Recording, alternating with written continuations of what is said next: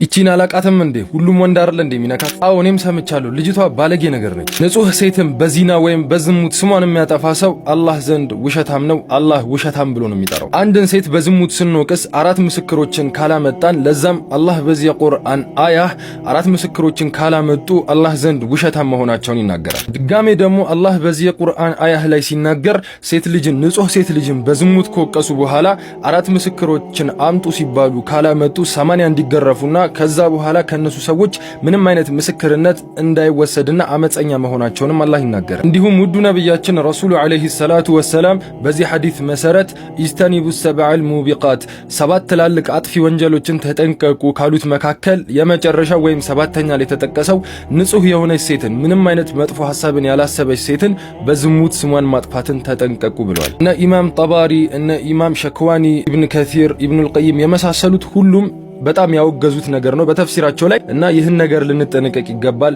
ስፔሻሊ ትምህርት ቤት በየሰፈሩ መንገድ ላይ የምናያትን ሴት ይቺማ እንዲያርጋለች እያሉ ስምን ማጥፋት አላህ ዘንድ ውሸታም ነው የሚያስብለው። አላህ ዘንድ ውሸታም እንደመባል ደግሞ የወረደ አስጠሊታ ነገር የለምና ሁላችንም ልንጠነቀቅ ይገባል። ይህን ቪዲዮ ሪፖስት አድርጉት። ኢንሻአላህ ጀነት ውስጥ እንገናኛለን። ወሰላሙ አለይኩም ወራህመቱላሂ ወበረካቱሁ።